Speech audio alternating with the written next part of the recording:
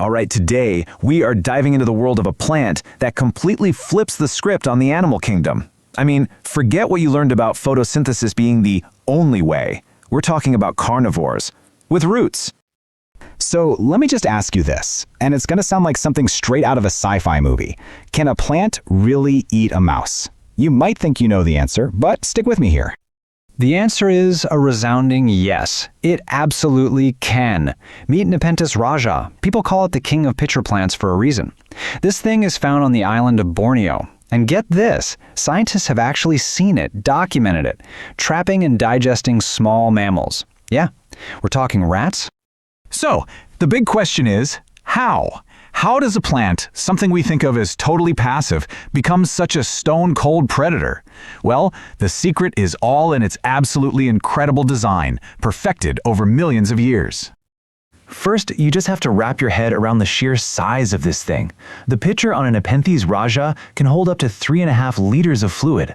That is more than enough to drown a small rodent that makes one wrong move. And this isn't just some one-off freaky thing with one plant. Nope. You've got others like Nepenthes attenborii and truncata. They've been found with frogs, even other rodents inside. So why? Why go to all this trouble? It's basically an evolutionary hack. They live in soil that's terrible, with almost no nutrients, so they had to find another way to get their food.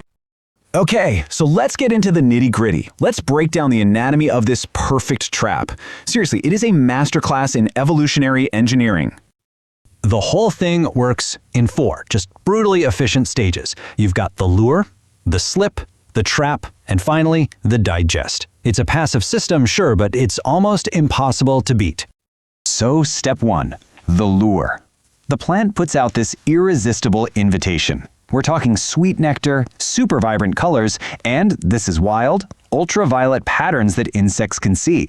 They act like little landing lights on an aircraft carrier, guiding them right to the edge. Now, right at the heart of this trap is the most important part. It's called the peristome. You see that colorful, specialized rim around the mouth of the pitcher? That is the point of no return. And how it works is just genius. When that peristome gets even a little bit wet, from rain, dew, whatever, its surface becomes impossibly slick. Like, we're talking almost zero friction. So an insect lands, thinks it's getting a sweet drink, and then whoop, it loses its footing, and that's it. Game over. Once the prey is inside, it's time for digestion. Now, most of these plants, the Nepenthes, they cook up their own batch of enzymes to dissolve their meal, but some are even craftier. Take the cobra lily. It actually outsources the work. It relies on a whole community of bacteria living in its fluid to do the dirty work for it.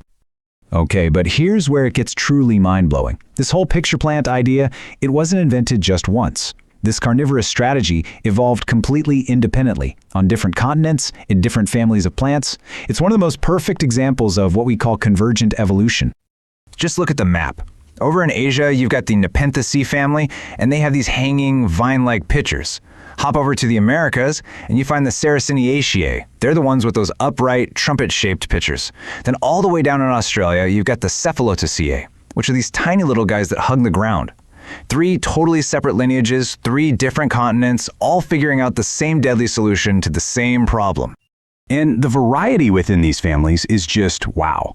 You have the purple pitcher plant, which is pretty common across North America, and then you have that cobra lily we mentioned, which is so tricky it has these see-through patches on its hood to fool insects into thinking there's a way out. The adaptations are just incredible. But hold on.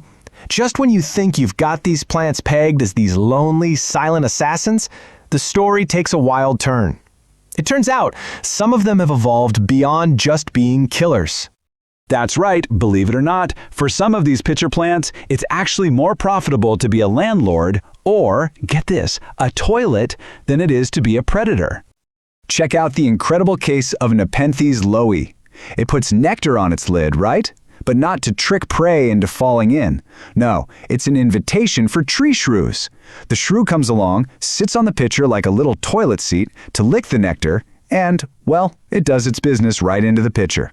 The plant gets a reliable meal of nitrogen from the droppings, way more dependable than just waiting for some bug to fall in. And the story gets even weirder. Another species, Nepenthes hemsliana, has struck a deal with bats. Its pitcher is the perfect size and shape to be a cozy, safe little roosting spot for a bat during the day. And what does the plant get in return? All that nutrient-rich bat guano. It's a perfect little hotel service, a total win-win. But all of this incredible ingenuity, all these amazing stories, it brings us to a really critical and frankly sad part of the story. Because for all their cleverness, these plants are in very, very serious trouble. They're getting hit from all sides. It's like a triple threat. First, their habitats, these super specialized wetlands, are being drained and destroyed for logging and urban sprawl. Second, they're being illegally poached by collectors for the rare plant trade. And third, climate change is messing with the very delicate conditions they've adapted to over millions of years. Take a look at this number. Just let that sink in for a second. Less than 3%. It's a staggering figure, and it tells a devastating story about what's at stake. What does that number mean? Well, that's what's left of the Sarracenia's original habitat along the Gulf coastal plain in North America. Less than 3% remains. That means over 97% of their home is just gone forever. You know, when you think about it, from plants that eat rats to plants that act as hotels for bats, these things are living monuments to nature's creativity. But all of that beautiful, weird, incredible ingenuity, it's no match for us. Their future is just so fragile. And that really leaves us with one final, sobering thought. If a plant this bizarre and this extraordinary can just quietly vanish from the planet, what other incredible adaptations, what other marvels of evolution are we losing right now before we even get the chance to discover them?